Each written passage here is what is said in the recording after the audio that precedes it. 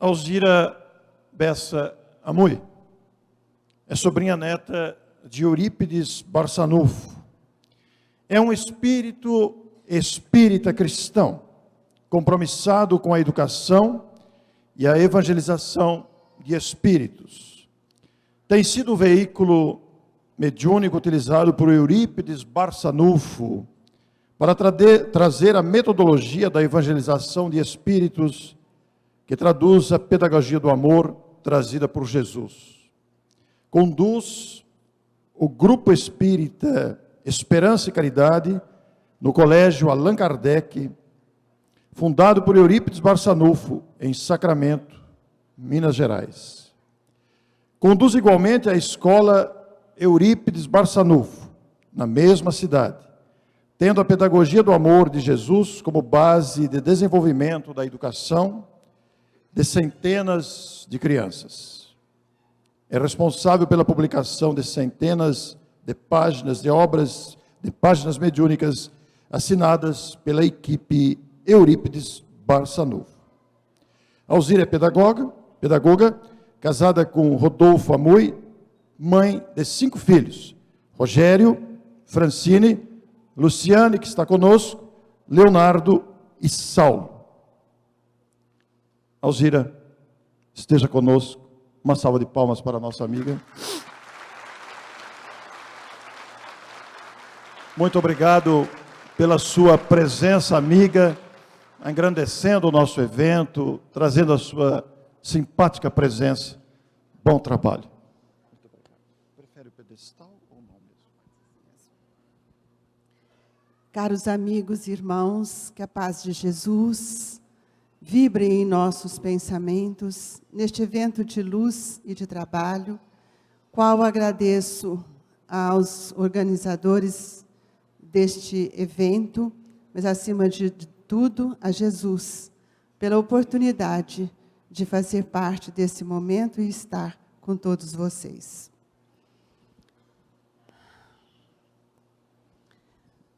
Sacramento, uma cidade pequena de Minas Gerais, recebeu como filho Eurípides Barçanufo no ano de 1880. Esses espíritos nasceram em vários rincões deste país. País bendito que tem nos dado a grande oportunidade de nos educarmos como espíritos. E como não é diferente, esses espíritos, por atração mento-eletromagnética, eles se uniram por seus grandes compromissos. E Caibar foi um grande amigo de Eurípides. No memorial Eurípides Barçanufo, na nossa cidade, temos várias cartas que pedindo aconselhamento e orientação para as enfermidades de sua esposa. E temos em nosso acervo um trabalho, um jornal, que é uma matriz realizado pelo jornal O Clarim, doado, enviado em correspondência por Caibar, que ainda a sua matriz feita em tecido. Nós temos essa relíquia que mostra a ligação afetiva desse espírito, que é um presente de Caibar para Eurípides por ocasião de 6 anos de circulação do jornal O Clarim. Nele está escrito órgão de propaganda espírita, científico, filosófico e noticiosa, ano 7, Matão, terça-feira, 15 de agosto de 1911, exemplar número 1. Por isso nós agradecemos por estarmos aqui, aproximando as nossas vibrações e os nossos compromissos com esses queridos irmãos. Nós, no livro Espírito de Verdade, vamos encontrar uma mensagem que vem nos mostrar o papel desses espíritos que no Evangelho, segundo o Espiritismo, no capítulo 6, temos o primeiro item desse capítulo Consolador Prometido, quando Jesus nos diz: vinde a mim, todos vós que sofreis, que estáis cansados, que eu vos aliviarei. Em segundo item, temos o jugo leve, Consolador Prometido. E depois, em terceira, a instrução dos Espíritos, o Espírito de verdade. Muitos têm tido grandes dificuldades em compreender quem é esse Espírito de verdade. E nós observamos que quando Jesus nos disse que Ele iria, mas Ele enviaria o Consolador Prometido, nós temos tido a grande alegria de perceber que esses Espíritos reencarnaram para nos auxiliar em nome do cumprimento do pensamento do Cristo, como partícipe desta equipe que veio com o nome de Espírito de Verdade para nos trazer esse manancial de luz que é o Consolador Prometido. Em teu nome, Senhor, Mestre, estudando a mensagem libertadora de Allan Kardec em O Evangelho segundo o Espiritismo, nós, os companheiros desencarnados, de quantos se encontram ainda em rudes lições na escola física, escrevemos este livro, em teu nome. Nele se refletem os pensamentos daqueles servos menores, de teus servos maiores, aos quais confiaste, em círculos mais estreitos de ação, a sublime tarefa de reviver o Espírito de Verdade nos tempos calamitosos de transição que o planeta atravessa. Oferecemo-lo a todos os irmãos, cujos ombros jazem vergados ao peso de rijas obrigações, nesta hora em que a família humana desfalece à míngua de amor, aos que por náufragos da existência viram quebrados ante os furacões do materialismo destruidor, as embarcações religiosas em que se lhes erguia a fé, aos que levantam a voz para redizer-te a palavra de esperança e de luz, deslocando à custa de sacrifícios em peços das trevas, aos que sobrecarregados de graves deveres procuram preencher os lugares dos que desertam do serviço, tentando debalde esquecer os fins da vida e, acima de tudo, aos que por agora não encontram para si mesmos senão a herança das lágrimas em que se lhes dissolve o coração.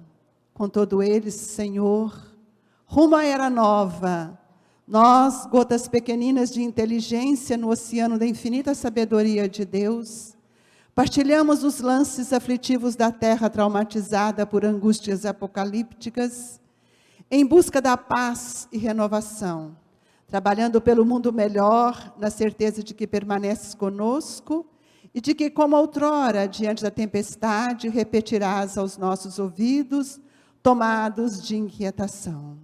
Tende bom ânimo, sou eu, não temais. Uberaba, 9 de outubro de 1961, Eurípedes Barçanufo, Caibar Schutel, Emmanuel, Meimei, Bezerra de Menezes, André Luiz e outros.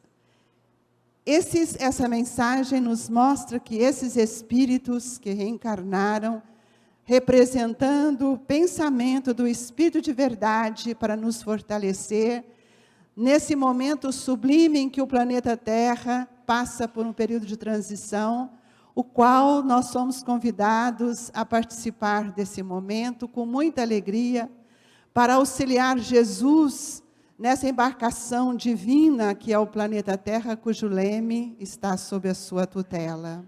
Nós, convidados para fazer essa travessia para uma era de progresso, de esperança, de renovação, eis-nos aqui para fazer um convite aos irmãos, para que todos nós possamos compreender que a nossa reencarnação é extremamente importante, talvez a mais importante de toda a história que nós já tivemos, porque fomos convidados a sermos partícipes de uma nova era, a era da esperança, a era da alegria, a era em que nós temos a confiança e a certeza de que estamos sob a proteção de Jesus para esclarecer, amparar os filhos de Deus que estão junto a nós. Educação com Jesus é um tema que sempre nos chamou a atenção, porque essa educação não é tão simples. Essa educação tem a sua complexidade, porque ela não foi dirigida para os homens, ela foi dirigida para os espíritos. E se assim não fosse, nós não teríamos tido esta vivência até hoje, porque Jesus não nos deixou nada escrito. Só depois de 30 anos do seu retorno ao mundo espiritual, é que o apóstolo Paulo pede a Lucas que iniciasse esse trabalho de escrever sobre Jesus. E sabemos que é impossível, na palavra de João, o apóstolo querido e o apóstolo considerado como o evangelho divino, escrever tudo aquilo que Jesus ensinou, que Jesus exemplificou e que Jesus nos deixou. Mas não podemos nos esquecer que ele, como mestre, foi o único educador que a humanidade conheceu, com uma pedagogia extraordinária, que jamais podemos alcançar ainda a sua profundidade, que toca a intimidade dos nossos espíritos. O Filho unigênito do Pai veio para nos esclarecer, trazer uma pedagogia que ele nos deu exemplo do amor, da vivência, atraindo-nos para o seu grande magnetismo, e por isso ele escolheu de início 12, e depois volta para conclamar os 500 da Galileia, para que nós ou eles pudessem fazer o trabalho da multiplicação dessas verdades trazidas por ele. Hoje, no final de um período em que a terra se despede do momento de dor, de provas e expiação, para a chegada do terceiro milênio, um milênio de esperança, a era nova que Jesus nos trouxe como a boa notícia, nos convida a compreender a finalidade útil da nossa existência. Por que reencarnamos? Por que aqui estamos? Para que nós possamos também, nesta hora derradeira e hora primeira do terceiro milênio, sermos membros, partícipes dessa nova construção, como os 500 da Galileia, conscientes do nosso papel, porque muito recebemos, e nada mais justo do que agora nós possamos auxiliar o nosso mestre a buscar as ovelhas perdidas e desgarradas desse grande rebanho, cujo Pai aguarda de cada um o nosso trabalho.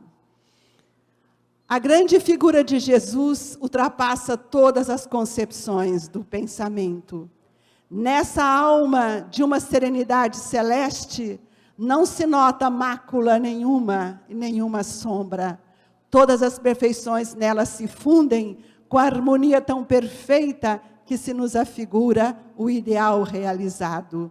O grande profeta, o grande filósofo, o grande trabalhador da doutrina espírita, o grande seguidor de Allan Kardec, Leon Denis, nos mostra que Jesus, com toda essa personalidade divina, vem nos ensinar, vem nos fazer o convite, que há mais de 2000 anos, ou seja, 3000 anos tem nos feito, e nós ainda não encontramos o caminho.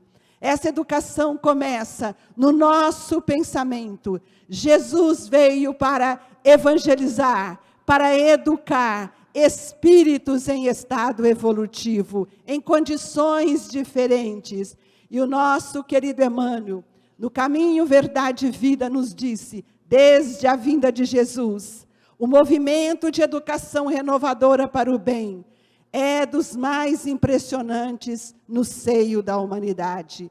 Jesus não veio para pregar, Jesus veio para ensinar. Não estamos mais no tempo de falar, de fazer citações. Estamos no tempo de refletir, no tempo de vivenciar, no tempo de praticar. Santo Agostinho, na conclusão do Livro dos Espíritos, ele fala da importância das 3 fases da doutrina espírita. A necessidade do fenômeno, a necessidade da implantação da doutrina e da divulgação da doutrina espírita. Mas a 3ª fase, ele diz que está para ser concluída.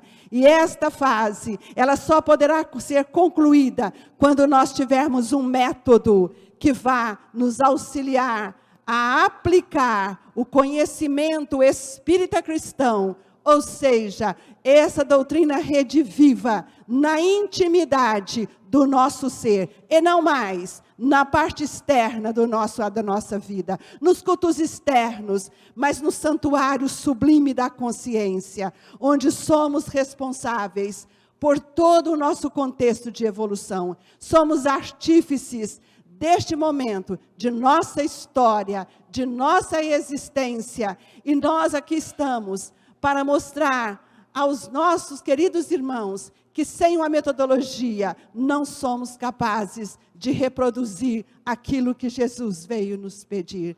Nós não temos modelo dos homens, o nosso modelo ainda é Jesus. Por isso ele continua e continuará sempre sendo o nosso educador. Pelo exemplo da simplicidade, por nos ensinar a fazer, por nos convidar a fazer com serenidade, com confiança e esperança. E este momento que estamos vivendo, especialmente do planeta Terra, e por que não dizer do nosso país, é o reflexo da ausência da verdade no coração dos nossos irmãos, responsáveis pela direção desse país que tem que haver uma grande modificação a partir do esforço de cada um, para que ela seja realmente a pátria do Evangelho, o coração que pulsa o amor, o coração que nos convida a fazer aquilo que Jesus vem nos dizer. Todos esses nossos irmãos já passaram pelos templos religiosos, todos eles já ouviram falar de Jesus, mas não compreenderam ainda esse ser que são, e desconhece que a cada um segundo as suas obras. Refletindo nas lições do Mestre com seus discípulos, no livro Boa Nova, de Humberto de Campos, nós encontramos diretrizes da plataforma do Cristo para o nosso contexto espiritual. Se nós não olharmos para dentro de nós como espíritos imortais, se nós não compreendermos as potencialidades que estão em nós e a finalidade dos atributos do Espírito, nós ficaremos sempre nas lições para o outro. Nós ficaremos sempre no discurso filosófico para o outro e teremos sempre a dificuldade de trazer isto para nós. E nos ensinamentos que Jesus dirigiu aos discípulos, que ali foram convidados, não como homens, mas como necessidades espirituais diferentes, como espíritos diferentes. As palavras de Jesus foram direcionadas ao espírito imortal. Tanto é que quando ele encontra com o Pedro, ele diz: Pedro, eu o conheço desde ontem. Não olhou a idade para os seus discípulos. João era jovem, Felipe era jovem. Não procurou entre os discípulos ou entre os homens para formar o colégio apostólico os intelectuais. Procuraram os simples, cheios de esperança. Na conversa com o doutor da lei, ele diz: Renan, nenhum mármore existe mais puro e formoso do que o do sentimento. E nenhum cinzel é superior ao da boa vontade sincera. Por que será que Jesus diz isso? Como nós vamos interpretar? Por que Jesus estava dizendo isso ao doutor da lei? Sendo que a palavra de Jesus é a palavra que educa. Educa, não essa educação que nós conhecemos. Não é a educação formal. Não é a educação das leis que são direcionadas pelos nossos irmãos homens, que dirigem as instituições. As leis de Jesus são leis divinas. Os seus ensinamentos são divinos. Quando ele disse, eu não vim destruir a lei, mas dar cumprimento, reduziu as leis em duas: amar a Deus sobre todas as coisas e ao próximo como a si mesmo. Ainda não aprendemos a amar a Deus e nem a nós mesmos, porque nós nos olhamos como corpos. Por isso nós temos observado a nossa grande preocupação em cuidar e zelar do corpo, como se ele fosse o patrimônio imortal que temos. E um grande engano nosso: o patrimônio imortal que temos é o espírito que somos e não que temos. É preciso analisar bem essa questão do verbo ser e ter. Eu sou um espírito, eu não tenho um espírito. Então, quando Jesus disse a Hanã, ele colocou, Hanã, nenhum mármore existe mais puro e formoso do que o sentimento. Onde nasce o sentimento? O sentimento nasce no pensamento. São energias criadas pela nossa matéria mental. Quando, criados simples e ignorantes, lutamos pela lei de conservação. Daí surgiram os primeiros passos do egoísmo. Em obras póstumas, Kardec nos mostra como nós desenvolvemos o sentimento de orgulho, que é o pai da vaidade, do ciúme, da inveja. E nós não observamos esse potencial doentio que nós carregamos. Por isso que Jesus nos disse, mais puro e formoso do que o sentimento, e nenhum cinzel é superior ao da boa vontade sincera. A era é nova, e nova deve ser a nossa esperança. Novo deve ser a nossa interpretação. Entender que o sentimento é o veículo da manifestação da mente e do espírito.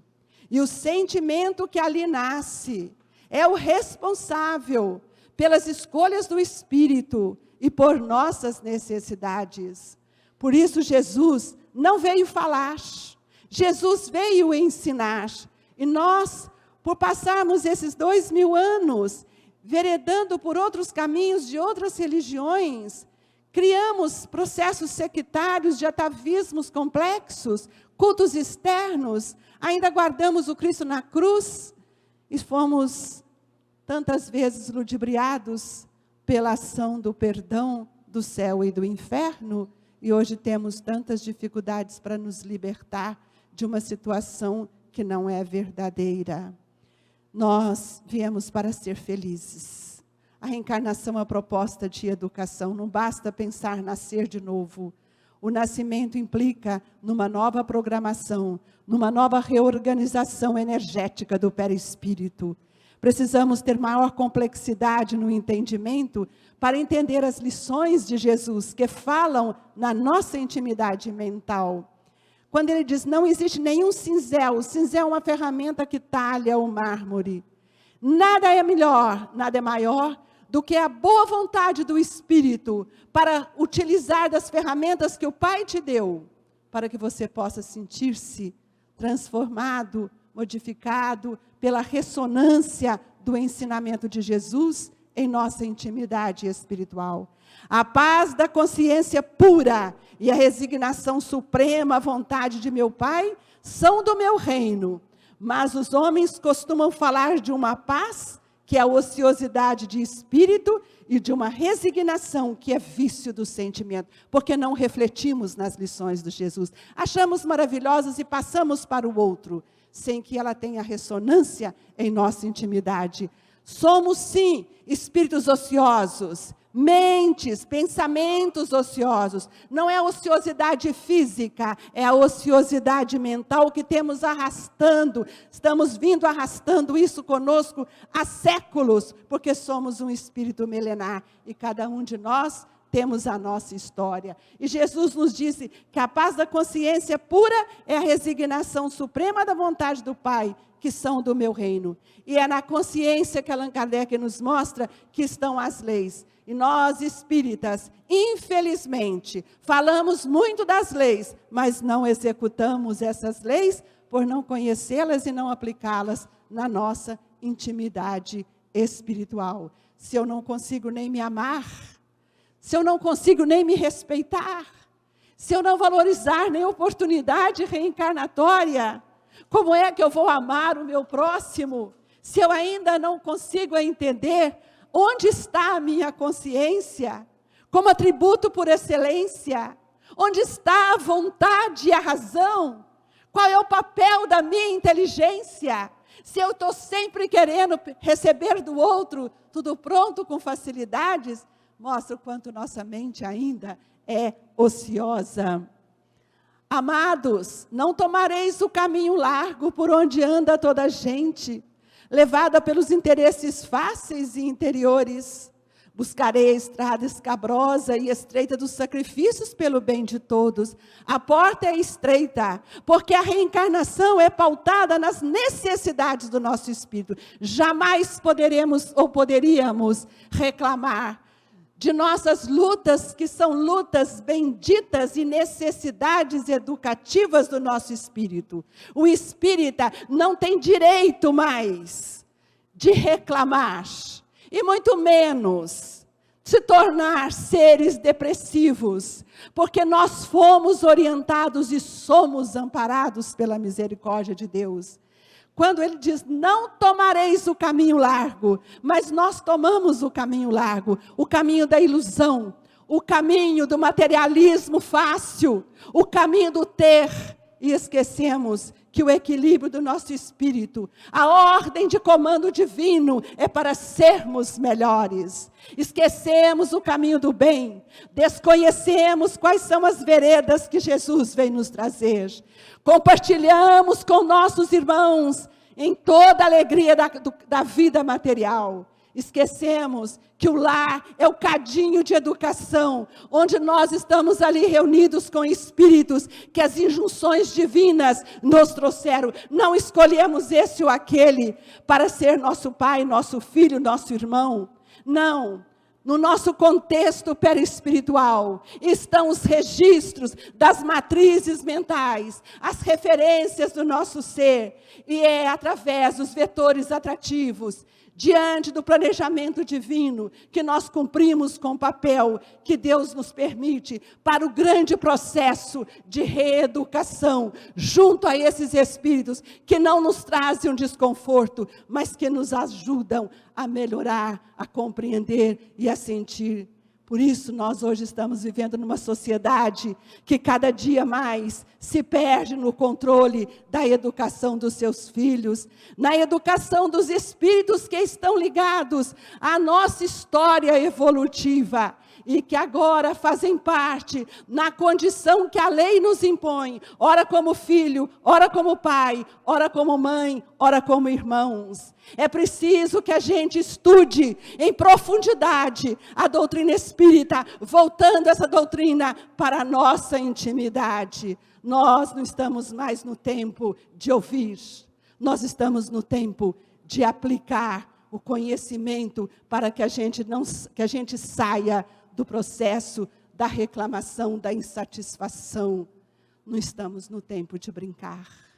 A doutrina espírita é a promessa divina de Jesus, para que nós pudéssemos sermos alimentados por ela, porque já não estamos mais na nossa infância espiritual, e a maturidade do espírito só é conquistada quando nós aproveitamos as oportunidades divinas, porque a imaturidade mostra a dificuldade de aproveitar as construções de cada uma. A reencarnação não é uma passagem, aqui estamos de passagem, não. A reencarnação, ela é uma programação que precisa ser muito bem observada e cuidada. Ela tem o começo, o meio e o fim, e ninguém pode fugir do processo divino que envolve a nossa vida. Jesus nos ensina, não devemos pensar num Deus que concede, mas no Pai que educa. Não no Deus que recompensa, sino no Pai que aperfeiçoa. Porque nós queremos que Deus conceda para nós sempre as facilidades do mundo. Que as dificuldades sejam sanadas, que não existem lutas. E eu pergunto a vocês, que luta que nós temos? Se tudo temos, só não temos a compreensão do ser que somos.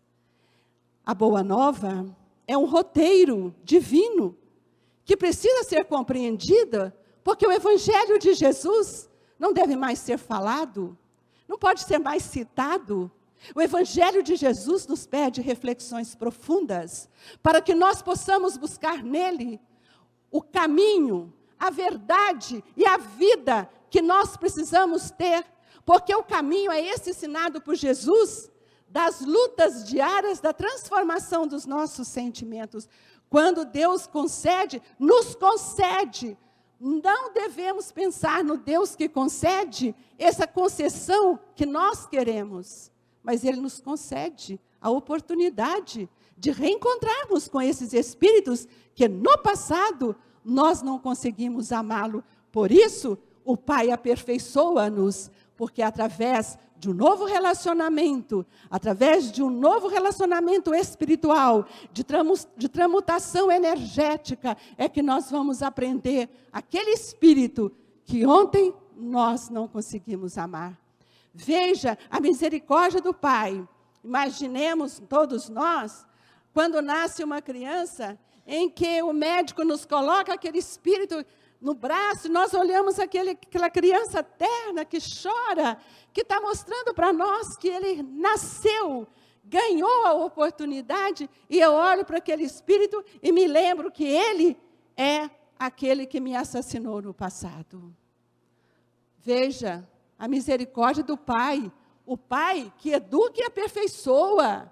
Veja a misericórdia do esquecimento do passado, que se efetiva pela reencarnação, pelo corpo, onde não somos mais capazes de lembrar das nossas anterioridades, das das reencarnações pré-existentes, mas é véu de esquecimento e não muro, porque as tendências, os hábitos e os vícios permeiam a existência, porque a memória, ela liga o meu passado ao meu presente. Não nos iludamos de que a nossa vida é uma prova e expiação. Prova é processo de educação do espírito. Expiação é para aqueles que não compreendem o valor educativo que a reencarnação nos oferece.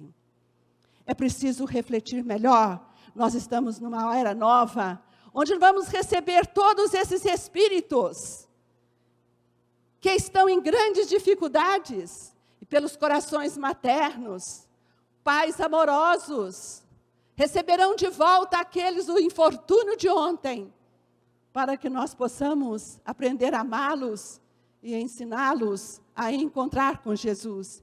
A educação de Jesus é a educação do contraste. Eurípides Barçanufo tem nos ensinado.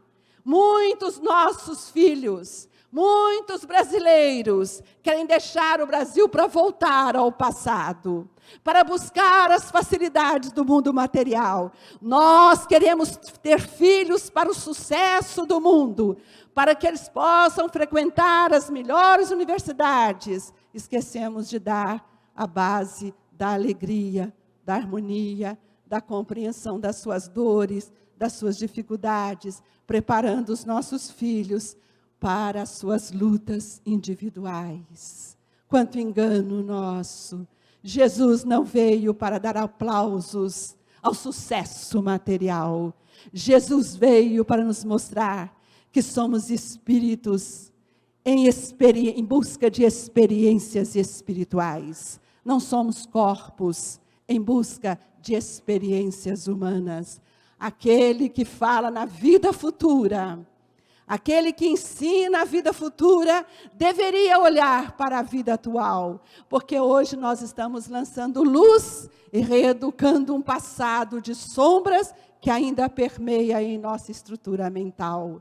O nosso papel hoje é lançar luz no dia de hoje, modificando as estruturas mentais doentias que trazemos, que se manifestam na forma de sentimentos doentes, e não de emoções. Emoções são manifestações da memória, passageiras e sutis. Sentimentos não. Sentimentos têm registros vibratórios no contexto perispiritual. E somos reconhecidos pelos espíritos, não pela vestimenta física, mas pela nossa iluminação espiritual, que renova e transforma as energias do perispírito. Por isso que Jesus nos diz, brilhe a vossa luz, porque a centelha divina está em nós. E é com a vontade, o atributo por excelência que nos ajuda a caminhar, é que nós vamos brilhar. Essa centelha de luz, essas energias que fazem parte do meu sentimento, essas energias que nascem em mim, sou capaz de perceber quem sou, através da manifestação dos meus sentimentos em relação ao meu irmão. Basta que nós queiramos olhar de que forma pensamos, de que forma sentimos, que somos capazes de nos perceber e até reconhecer o estado de evolução que cada um de nós carrega consigo. Se o mundo parece povoar-se de sombras, é preciso reconhecer que as leis de Deus são sempre as mesmas em todas as latitudes da vida. Cada vez que eu vou evoluindo, esse é o caminho que Jesus nos disse, eu sou o caminho da verdade, e o caminho da verdade é o caminho quando eu ando, eu vou dirigir pela porta estreita da vida, mostrando para a minha consciência que sou capaz de vencer a mim mesmo. As leis são para todos nós, o Pai não concede exceções. A lei do amor ainda está muito distante de nós, porque somos espíritos ainda enfermos, ainda somos espíritos portadores do orgulho, da vaidade. Nós gostamos ainda dos aplausos, nós ainda gostamos das plateias, nós ainda gostamos de enaltecer, enquanto Jesus nos mostrou, aquele que se exalta será humilhado, rebaixado.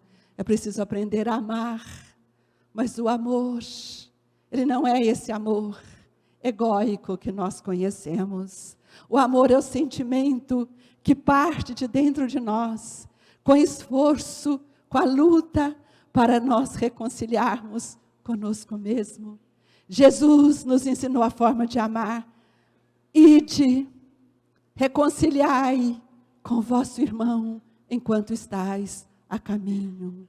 Quantas vezes temos deixado pendências, quantas vezes temos largado aqueles irmãos nossos que fazem parte do nosso contexto de evolução para trás.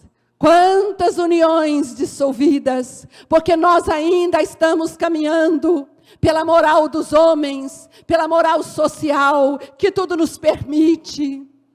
Esquecemos de que a lei do amor é a governança divina, quando nós temos que aprender a amar, descobrindo quem somos e vencendo as nossas dificuldades maiores.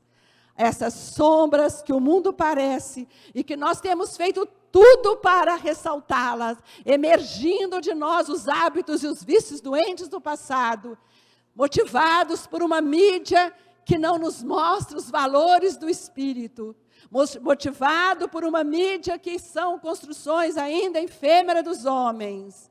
Nós esquecemos que Jesus está à frente, e é com Jesus que nós precisamos nos educar. A verdade não exige. Jesus disse a Tiago, Tiago, a verdade não exige, transforma. Ninguém pode exigir nada do outro. O Pai tem nos concedido a verdade para que nós possamos compreendê-la à luz da razão. Por isso Kardec nos disse que reconheceria o espírita pela sua transformação moral, vencendo as suas dificuldades, suas más inclinações. E é com a verdade que à medida que eu vou aplicando essa verdade, que eu vou reconhecendo esse ser que sou, eu vou melhorando, eu vou transformando. Eu não posso exigir do outro aquilo que ele não tem, porque cada um de nós é uma individualidade, e o nosso tempo de experiências são muito diferentes. Somos cegos querendo conduzir outros cegos, e na verdade, o Evangelho de Jesus é o roteiro divino iluminativo para todos nós. É o farol que ilumina a verdade. O Evangelho de Jesus precisa estar na nossa consciência. O Evangelho do Cristo, o Evangelho segundo o Espiritismo, trazido pela doutrina Rede Viva, pelo Espírito de verdade, é o roteiro iluminativo aos nossos pensamentos, ao nosso espírito. Não basta abrir o Evangelho e ler. O Evangelho precisa ser sentido, compreendido, porque ali está o código divino que nós precisamos aprender e nos educar com Jesus. O Evangelho não poderia reclamar estados especiais de seus discípulos. Porém, é preciso considerar que a alegria, a coragem e a esperança devem ser traços constantes de suas atividades de cada dia. O espírita que conhece Jesus, que vivencia Jesus, jamais pode compartilhar desses momentos esdrúxulos que nós estamos vivendo na humanidade. É preciso modificar as intenções do espírito. É preciso aprender o que seja a simplicidade, para que um dia nós possamos alcançar os patamares da humildade. As nossas intenções, os interesses pessoais, têm desvirtuado as construções benéficas do nosso ser. Qual é o melhor negócio do mundo, Bartolomeu? Bartolomeu foi o discípulo simples, que trazia os mesmos conflitos que nós trazemos hoje. Um espírito que trazia muitos tormentos. Nós somos espíritos cheios de tormentos. Precisamos observar que os tormentos são consequências de situações não resolvidas, nesta ou em outra existência, e que tem manifestado na forma de conflitos. Tenho certeza que a ciência médica nunca encontrou um desafio tão grande quanto está encontrando agora, porque eles estão à busca de soluções neuropsíquicas, e as soluções estão no dia que nós compreendermos as necessidades do espírito imortal que somos. Por isso, tantos transtornos. É óbvio, a lei do amor convida a todos a reorganizar a sua estrutura mental. Por isso que o Espírito de verdade nos diz: espíritas, amai-vos. Eis o primeiro ensino. Nós pulamos a página e vamos para instruí-vos. A instrução não modifica sentimento. O conhecimento, a intelectualidade não transforma o ser. Nós observamos, portanto, que a força do sentimento é a força transformadora do espírito. Bartolomeu, naquela página sublime da Boa Nova, bom ânimo, que talvez já temos lido tantas vezes, não percebemos que os tormentos de Bartolomeu estão também dentro de mim. Quando Jesus diz: será a aventura que se efetua a peso do ouro? Muitas vezes, amordaçando-se o coração e a consciência para aumentar a preocupação da vida material, ou a iluminação definitiva da alma para Deus, que se realiza tão só pela boa vontade do homem, que deseja marchar para o seu amor, por entre as luzes do caminho? Não será a diversidade dos negócios do mundo um convite amigo para a criatura semear com mais amor? Um apelo indireto que arranca as ilusões da terra para as verdades do reino de Deus? Será que nós interpretamos isso para nós, como espíritos? Será que alguém aqui, algum de nós, nos enquadramos nessa pergunta de Jesus? Quando ele pergunta qual é o melhor negócio do mundo, o melhor negócio do mundo é o que dá mais dinheiro. O melhor negócio do mundo é a melhor conta bancária. Não sabemos o tempo e a volta para o mundo espiritual. Chegamos lá rotos de esperança, porque o melhor negócio do mundo não é ter, mas é ser. Eu posso ter todas as conquistas que o mundo me oferece, porque eu sou um ser inteligente. Eu tenho que buscar uma inteligência moral, para que dentro do ter, eu me desponte como um ser bom, um ser caridoso, um ser amoroso, um ser que é capaz de sentir a necessidade dele. Este era o tormento de Bartolomeu, porque a sua família só queria pescar para colocar o peixe no mercado. E ele, sentindo dentro de si os tormentos de deixar a família e ir para estar com o aprendizado do Cristo, era criticado. A mesma coisa do jovem rico. Mestre, eu sou capaz, eu vivencio, conheço todas as leis. Eu quero seguir-te. E Jesus disse, segue-me. Deixe tudo para trás e venha. Jesus não estava falando para deixar a fazenda, as terras, o pai e a mãe. Jesus estava convidando o jovem rico para segui-lo em pensamento e em verdade.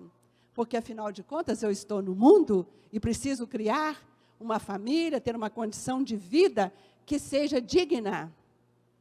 Mas eu não posso me prender a essas coisas, porque isso me traz tormentos, isso me traz situações de grandes conflitos, porque isso é um processo de grande divisor de água no processo consciencial do espírito.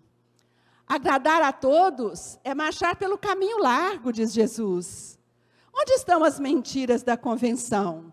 Servir a Deus é tarefa que deve estar acima de tudo, e por vezes, nesse serviço divino, é natural que desagrademos aos mesquinhos interesses humanos. Oh, como é difícil fazer isto. Estou aqui em cima desse palco, mas vocês não sabem o quanto isso é difícil para mim. Sabe por quê? A gente não consegue ainda fazer tudo isso. E é muito difícil falar aquilo que a gente ainda não conseguiu. Mas temos a certeza que estamos nos esforçando para tal. Porque, veja bem, agradar a todos é marchar pelo caminho largo. Todas as vezes que eu estou muito preocupada em agradar a todos, eu estou desagradando a mim mesmo. E onde está a minha identidade espiritual? Por que quero sempre me mostrar? Por que eu quero sempre aparecer? Por que quero que meu nome esteja nas manchetes? Se ele não está naquilo que mais preciso, no reconhecimento, talvez nem seja de Jesus, mas dos espíritos que me auxiliaram a organizar o meu planejamento reencarnatório. O espírita precisa dedicar a essa compreensão de que nós não estamos aqui aleatoriamente. Nós temos um programa, um plano de ação a ser cumprido na atual reencarnação. E é por isso que muitas vezes nós reclamamos, porque o nosso tempo é esse que nós queremos, e não é o tempo que nós precisamos utilizar. O tempo é uma moeda corrente do mundo espiritual. O tempo é um recurso divino, que eu preciso saber e aproveitar. Qual é o tempo? O tempo da alegria, o tempo da tristeza, o tempo da ociosidade, o tempo do brinquedo, o tempo de cada coisa, em que cada coisa eu possa fazer o melhor de mim. E Jesus disse isso. O perdão não exclui a necessidade da vigilância, como o amor não prescinde da verdade, esquece o mal e trabalha pelo bem. Que perdão é esse? Será que a gente mostrou? Será que a gente já falou? Será que a gente já ensinou o que seja o perdão? Porque quando um dia nessa ou outras reencarnações, passamos pela igreja e nos disseram que se nós fizéssemos tantas situações que foram nos impostas, nós estaríamos isentos do pecado. Olha que situação fácil. E nós continuamos com essa imagem na nossa memória. O perdão não é esquecer. O perdão é reparar as energias que saem de nós para o outro. Porque todas as vezes que nós nos sentimos magoados, mostra para nós que as nossas matérias mentais são ainda doentes.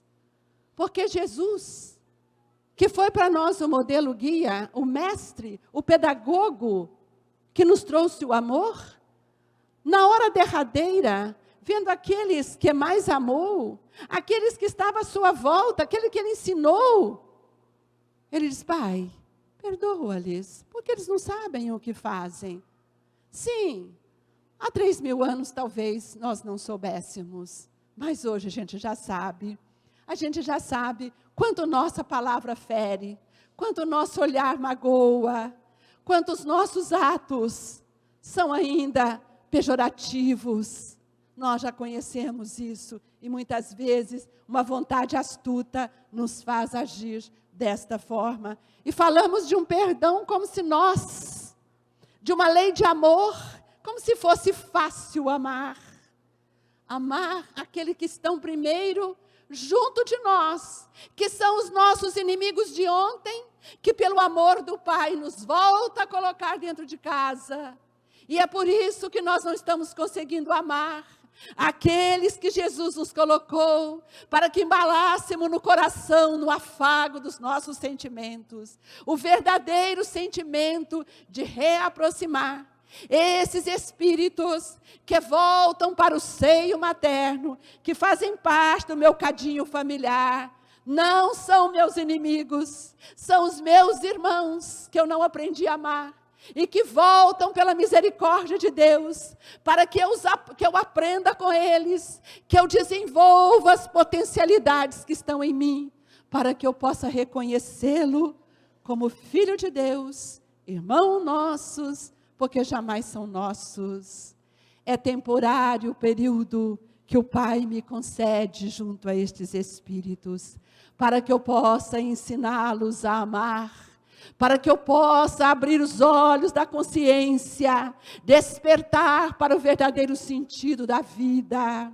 É ali que está a minha oportunidade, desde o ventre, em que sou capaz de amar esse espírito, trabalhando no meu pensamento, na formalização da gestação, trazendo esse espírito de volta ao coração, falando de Jesus, ter tempo para amar esse espírito, embalar com a verdade os exemplos que tenho para lhe ensinar. Se não faço isso até a adolescência, não poderei mais fazer, porque é na adolescência que o fulcro da memória, tudo aquilo que ele planejou, vem como força de imposição da própria reencarnação, quando a reencarnação se assenta, e esse espírito pergunta: onde estão aqueles que me prometeram amar, me receber no mundo espiritual? Quanto engano, quantas ilusões! E é por isso que o Pai nos concede as novas oportunidades. E nós temos virado as costas para as mais sublimes oportunidades. E lembremos que esta é a última oportunidade que Deus nos concede. Porque talvez, quando voltarmos ao mundo espiritual e desejarmos voltar ao planeta Terra, Deus queira que o planeta já esteja na era da regeneração, porque aqueles que nós estamos conseguindo evangelizá-los, amá-los como filho de Deus, haverão de estabelecer esse paradigma novo, da nova era, da nova construção, da modernidade do pensamento e não da tecnologia, onde nós precisamos ter um pensamento justo e coerente para saber usar as ferramentas que o Pai nos concede. Precisamos desenvolver uma inteligência ativa. Quando nós estamos aqui na cidade de Matão, lembrando do trabalho incansável de Caibá Schutel, nós não podemos mais ficar admirando. Os exemplos são vivos da luta, do progresso, da esperança, para deixar para o outro o legado do seu trabalho. Moro na cidade onde nasceu um dos espíritos que mais aproximou de Jesus, segundo Francisco Cândido Xavier. O seu trabalho foi de edificar a verdade, de trazer uma educação que liberta. Liberta de quê? Dos nossos sentimentos doentes, das algemas da nossa alma, que ainda perdura em nós. Quando nós olhamos, temos ainda a viseira para olhar os defeitos alheios, sem olhar para dentro de nós. Estes espíritos são sinalizadores do Cristo em nossa vida, mas nós também precisamos ser, porque nós estamos tendo a oportunidade de aprender com Jesus. Nosso papel, por menor que seja, Ele é responsável, somos responsáveis para sinalizar aqueles espíritos que o Pai nos confia, seja na nossa casa, seja no meu grupo de convivência, seja na sociedade que vivo, seja no país que me acolhe.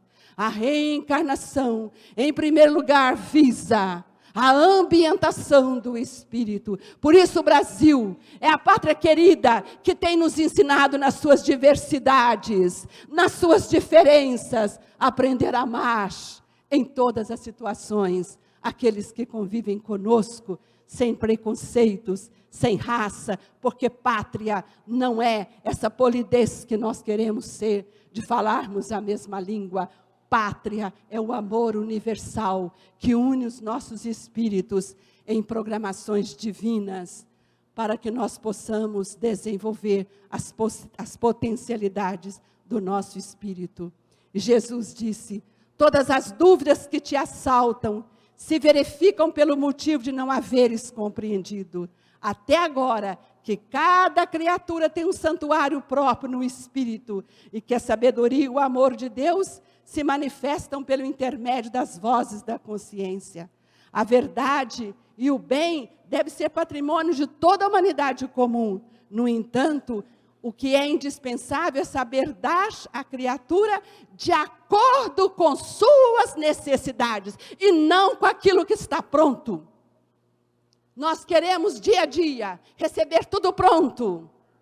A casa espírita é o celeiro da oportunidade, onde deverei conhecer as necessidades dos meus evangelizandos. Na escola, que eu conheça as necessidades dos meus educandos. No meu lar, que eu conheça as necessidades dos meus filhos. A necessidade é o ponto nevrálgico de nossa reencarnação. Que cada um pergunte: qual é a necessidade para o meu espírito de estar ao lado desse irmão? Ele é isso, ele é aquilo outro. Mas qual é a sua necessidade? Analise e procure qual é a sua necessidade. Por isso que nós temos percebido a grande dificuldade dos pais levarem as crianças, os jovens para a casa espírita e falar: eles não querem, porque a casa espírita de hoje está falida.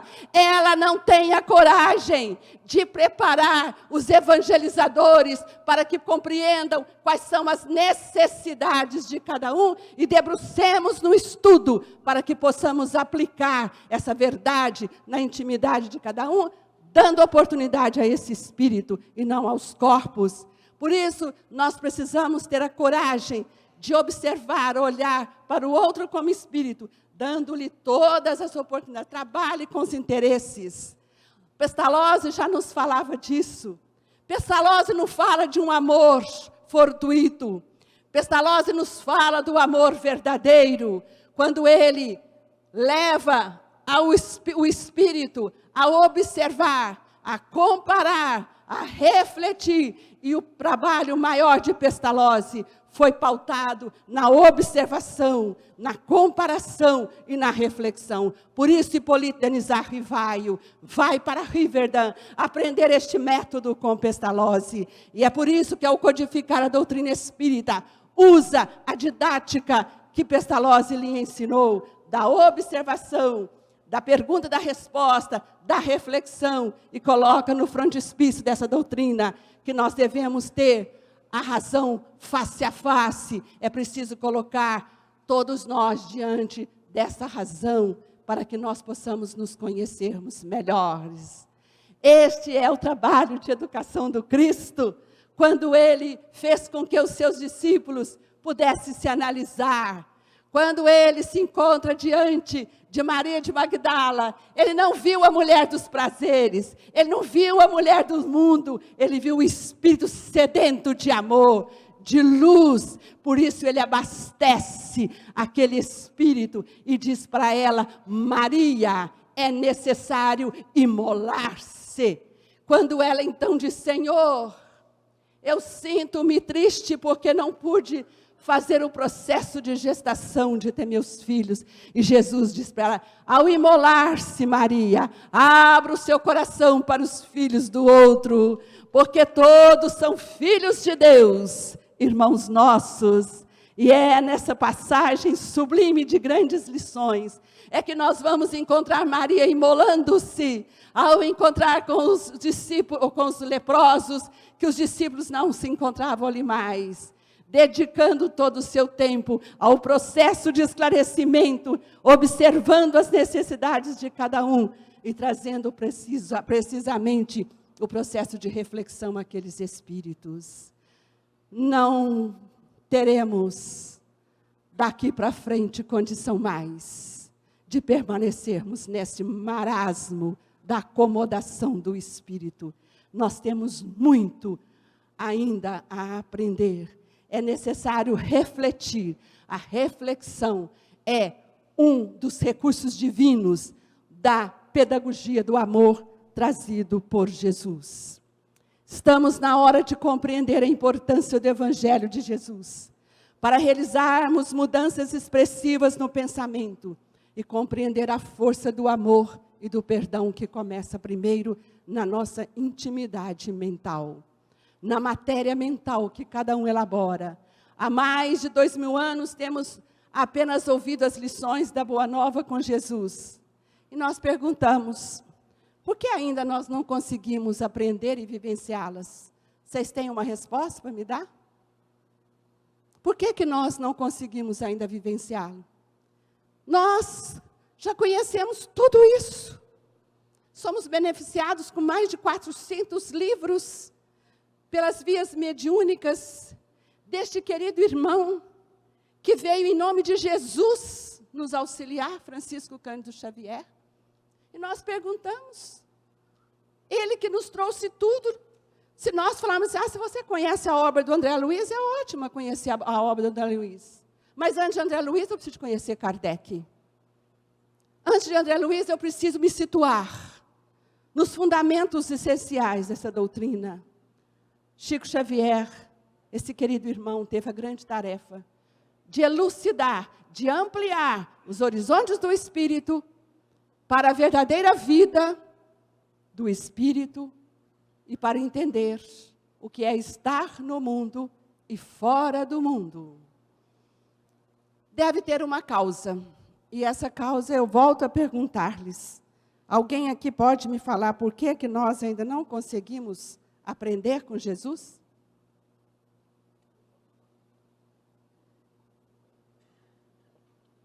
Porque só gostamos de ouvir.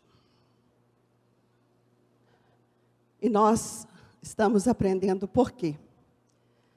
O Evangelho de Jesus precisa ser refletido na sua essência.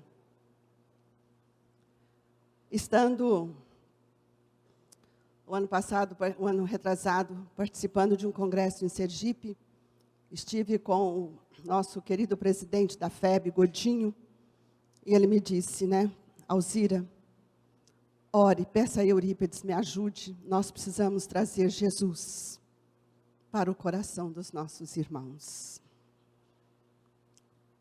A preocupação não é a dele, é a preocupação de todos nós, que conhecemos tudo, mas não conhecemos Jesus. O Evangelho não pode ser mais o livro aberto.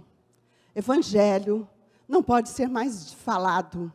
O Evangelho precisa ser vivenciado. E para isto, eu preciso de um processo pedagógico, de um método que me auxilie a refletir naquilo que Jesus disse. Se Jesus tivesse dito para os homens, nós não teríamos o cristianismo hoje.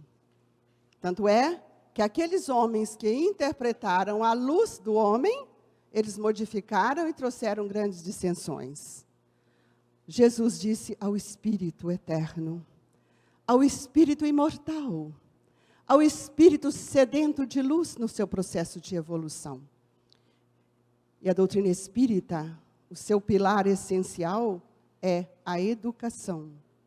As lições nele contidas merecem profunda análise. Não estamos mais na hora de levarmos a palavra eloquente e autoritária para os nossos irmãos.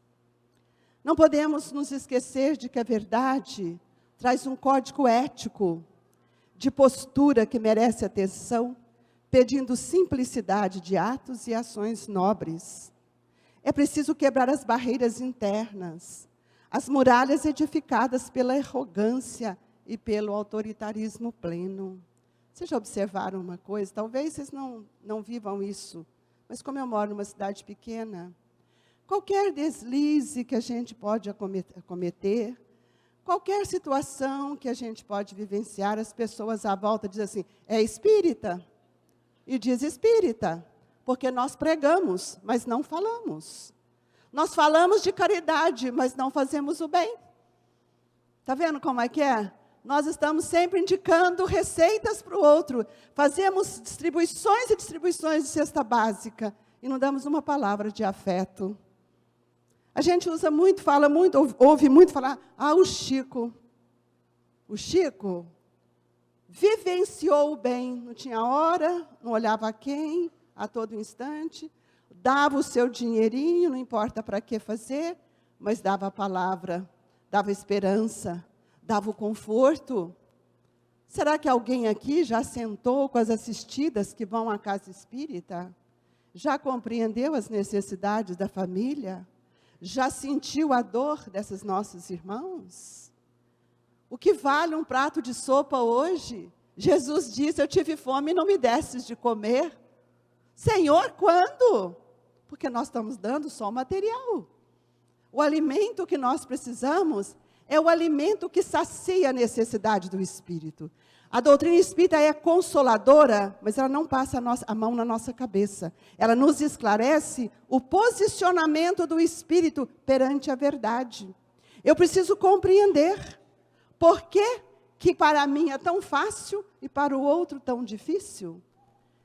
Por que quando dou um prato de sopa e digo, ele é um mendigo, não é um mendigo? Veja bem, nós vivenciamos uma situação com aqueles irmãos do Chapecó, que teve aquele acidente, o Brasil inteiro ficou consternado, não foi? Todo mundo orou, todo mundo se apiedou da situação que realmente foi triste. Não foi assim? Passando uns dias, mais de 100 irmãos nossos tiveram situações drásticas na penitenciária de Manaus.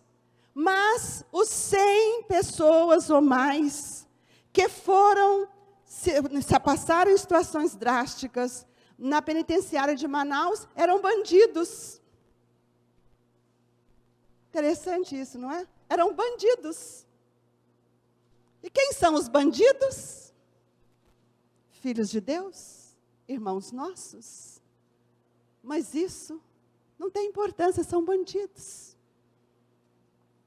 Nós precisamos entender a relação do que seja a lei do amor. Porque se nós tivéssemos tempo para evangelizar, levar Jesus ao coração dessas crianças, desses homens, nós estaríamos com uma pátria melhor e uma humanidade mais saudável. Então, o Evangelho, todo mundo já sabe disso, mas as nossas incoerências de atitudes não condiz mais com aquilo que Jesus veio nos ensinar. Nós estamos com o tempo vencido, né? Vamos encerrar. O Espiritismo tem um grande papel a cumprir nesse século. Estimular o espírito a olhar para dentro de si e analisar a conduta pessoal, promovendo mudanças que vão auxiliá-lo a compreender melhor a força das leis de Deus. Só após essa compreensão, é que vamos sentir a força do reino de Deus em nosso estado íntimo. Com isso, gostaria de agradecer a oportunidade que me deram, ao Orson, com toda essa equipe, pedindo a Jesus que nos fortaleça nessa hora derradeira do planeta, em que nós nos alistemos com amor a esse trabalho de Jesus, de esclarecer os nossos irmãos, que tenhamos a fidelidade, fiar um pensamento novo, sermos sinceros, verdadeiros naquilo que nos compete, e que Jesus possa nos alimentar, fomentando em nosso pensamento a esperança, a confiança, e nós só teremos se nós acreditarmos naquilo que Ele nos trouxe. Que Jesus alimente os seus espíritos e que cada um possa refletir naquilo que vem fazendo, porque a intenção é sempre nobre, mas precisamos saber se essa intenção tem alimentado as nossas esperanças de progresso. Que Deus nos abençoe e que todos vocês recebam carinhosamente o nosso abraço. Muito obrigada.